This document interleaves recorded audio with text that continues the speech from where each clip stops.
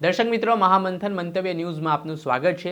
વડગામના કોંગ્રેસના ધારાસભ્ય જિગ્નેશ મેવાણીનો ફરી એકવાર રૌદ્ર સ્વરૂપ પોલીસ સ્ટેશનમાં સામે આવ્યો છે। હવે પોલીસ સ્ટેશન છે અમદાવાદનો પાલડી, જ્યાં થોડાક દિવસ પહેલાં ત્રિકમલાલની ચાલી જ્યાં આવેલી છે તે રીડેવલપમેન્ટમાં જવાની છે। તેના કારણે અમુક બિલ્ડરોની દાદાગીરી સામે આવી રહી છે। તેના કારણે ત્યાંના લોકો ખૂબ હેરાન પરેશાન છે। આ ઘટનાને લઈને જે બિલ્ડરો દ્વારા અભદ્ર શબ્દનો ઉપયોગ કરવામાં આવતા હોય તેવા આક્ષેપો સામે આવી રહ્યા છે, ત્યારે સ્થાનિક લોકો દ્વારા અને જે 78 વર્ષીય વૃદ્ધ સાથે જે ઘટના બની તેને લઈને ફરિયાદ કરવા માટે પહોંચ્યા, પરંતુ પોલીસ પર એવા આક્ષેપ લાગી રહ્યા છે કે પોલીસે જે તે સમયે ફરિયાદ નોંધી નહીં અને આ ઘટનાને લઈને વિવાદ વકર્યો છે। આ ઘટનાની જાણ થાય છે વડગામના કોંગ્રેસના ધારાસભ્ય જિગ્નેશ મેવાણીને અને તેઓ સ્થાનિક લોકોને સાથે રાખીને ગઈકાલે પહોંચ્યા પાલડી પોલીસ સ્ટેશનમાં। ત્યારબાદ તેમણે અધિકારીનો બરાબરનો ઉધડો લઈ લીધો। તેમણે કહ્યું કે તમારા વિસ્તારમાં જે ગેરકાયદેસર પ્રવૃત્તિઓ ચાલી રહી છે તો તેમની સામે કેમ કાર્યવાહી કરવામાં નથી આવી રહી, તે બુટલેગરો સામે કેમ પગલાં લેવામાં નથી આવી રહ્યા। અને આ ઘટના બાદ ધારાસભ્ય જિગ્નેશ મેવાણી છે તેમનો ગુસ્સો સાતમા આસમાને જોવા મળ્યો હતો। તેમણે ત્યાં સુધી મહિલા અધિકારીને ચેતવણી આપી દીધી કે જો સાંજ સુધીમાં તમારા વિસ્તારમાં ચાલતા અડ્ડાઓ બંધ નહીં થાય તો પછી અમને ધરણા કરવા પડશે। પહેલા સાંભળો વડગામના કોંગ્રેસના ધારાસભ્ય જિગ્નેશ મેવાણી।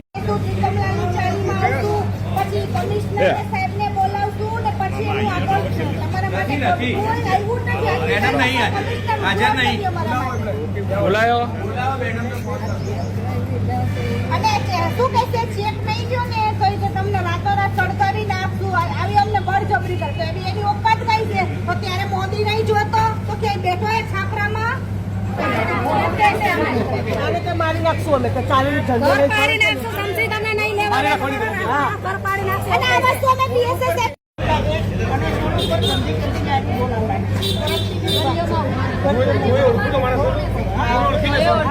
બધી બેનો ગાળો બોલે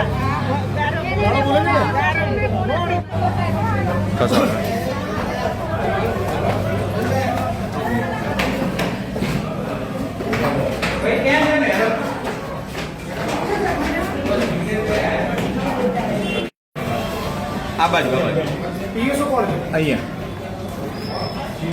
તમે જો પીઆઈ પીઆઈને ફોન કરીને એવું કહો કે જિગ્નેશભાઈ એવું કીધું છે કે તમારા એસીપી નહીં આવે ત્યાં સુધી હું પોલીસ સ્ટેશન નહીં છોડું, આવું એમને જાણ કરો।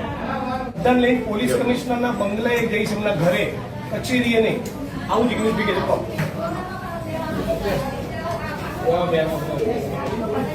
તમારે કોઈ ભાઈઓની પણ રાહ જોવાની નહીં, તમારે સીધું પોલીસ સ્ટેશન આવી જવાનું અને જે ગાળ કોણ કરી તમે ફરિયાદ તમારી ત્યાંની મેટર છે, ખૂન ખરાબા થઈ ગયો હોય તો મારી પાસે આવો તો હું એનું સોલ્યુશન હલ કરી શકીશ। તો અમે કોઈનું ખૂન કરીને પછી આવી તો થઈ શકે, બીજું તો આનો કોઈ હલ નથી અમારી। મારા મારી કેસ હું કઈ વાતમાં જાણતો નહોતો, મારું નામ મારામારીના કેસમાં તમારું નામ લખાવ્યું, મારામારી કરે તરત પોલીસે ફરિયાદ લઈ લીધી। અહીંયા બધા તમને મળવા માંગે છે। હા, આ 78 વર્ષના કાકા બિલ્ડરના લોકો ઉપર હુમલો કર્યો, તમે આમની સામે ઓફેન્સ દાખલ કર્યો, જાઓ ઉભા। હા હા, આ 78 વર્ષના કાકા જે શારીરિક અશક્ત છે, સરખું ચાલી નથી શકતા, એ લોકોને મારે છે એમ? તમે એફઆઈઆર દાખલ કરી છે આમની વિરુદ્ધમાં? અરે તમે એફઆઈઆર કરી છે, આમની ઉપર આરોપી બનાવી દે। બીજું આ બિલ્ડરોના માણસો બધાને અશ્લીલ ગાળો બોલી દે છે, બધી બહેનોને તમને અગાઉ ફરિયાદ કરી છે, લેખિતમાં પણ ફરિયાદ આપેલી છે, લેખિતમાં ફરિયાદ આપેલી ફેબ્રુઆરી, અત્યારે તપાસની એફઆઈઆર કરો, અત્યારે હાલે જ એફઆઈઆર દાખલ કરો કે ગાળો બોલી છે તમને અશ્લીલ બોલી છે।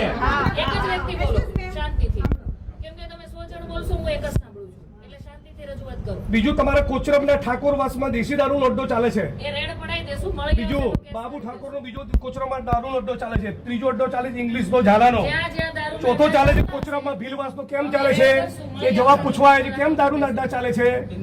તમે 78 વર્ષના વડીલ ઉપર ઓફેન્સ દાખલ કરો છો તો આ બધા બુટલેગરો ઉપર ઓફેન્સ દાખલ કરો। હે પછી ખુલ્લા અડ્ડા ચાલે છે ને, ચાલે છે બધા? હા, પછી વિશાલ નેતાનો અડ્ડો ચાલે છે, કેમ અડ્ડા ચાલે છે જવાબ આપો। જ્યાં દારૂ વેચાતો હશે અમારા ધ્યાનમાં આજે અત્યારે બધું બંધ કરાવો. કોણ છે એનો વહીવટદાર?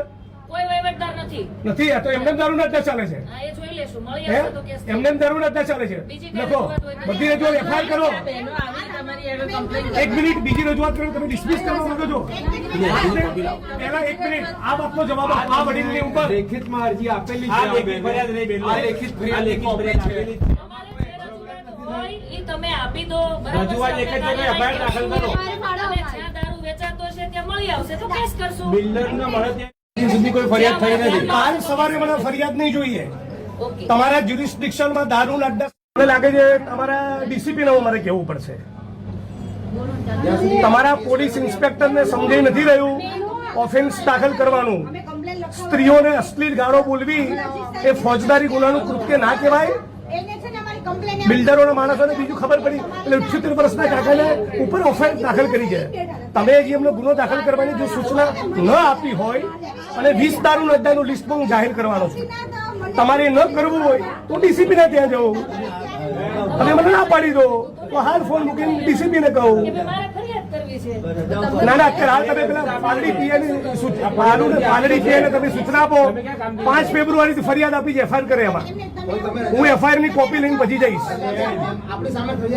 તમે એમને આદેશ કરો તમારાથી ન થઈ શકે તો મને પ્રેમથી ના પાડો તો સીપી ના ઘેર જવું ઓફિસ નહીં જવું ઘરે જઈશ નીકળજો અને બેન આપણને એકદમ વિનંતી અને શિસ્ત ભાષામાં કહું છું આવતીકાલ સાંજનો સૂર્ય અસ્ત થાય ત્યાં સુધી તમારા જ્યુરિસ્ડિક્શનમાં દારૂ જુગારની એક વસ્તુ મનાવી બધાની વચ્ચે કહું છું 4 તારીખે 11 વાગે ડીસીપી જોન સાથની કચેરીએ તમારા સસ્પેન્શનની માગણી લઈ જઈશ હું કહું એટલે કરવું જ ટેક ઇટ બી સિરિયસલી અને કોઈ પણ માણસ તમારા કે તમારો સ્ટાફ ઊંચા અવાજમાં બિલકુલ વાત ના કરે કેમ જિગ્નેશભાઈ આવ્યા હતા કોઈ ટણી બની ના જોઈએ ઓકે દાદા આવી ગયા વડગામના કોંગ્રેસના ધારાસભ્ય જિગ્નેશ મેવાણી જે અવારનવાર પોતાના આક્રમક સ્વરૂપના કારણે ચર્ચામાં જોવા મળતા હોય છે હાલ જે તેમનું મોટું નિવેદન સામે આવ્યું છે અને જે રીતે તેમણે એસીપીને પણ સ્થાનિક ત્યાંના હતા તેમને ફોન કર્યો અને આ ઘટનાને લઈને તાબડતોબ કાર્યવાહી કરવામાં આવે તે પ્રકારની માંગ કરી છે નહીંતર તેમણે આંદોલનની ચીમકી ઉચ્ચારી છે અને જેમાં જિગ્નેશ મેવાણી કહી રહ્યા છે કે જો હું બોલું છું હું એ કરીને પણ બતાવું છું તેના જ કારણે મામલો ગરમાયો છે દર્શક મિત્રો આવા જ વિડીયો જોવા માટે મહામંથન મંતવ્ય ન્યૂઝ જોતા રહો.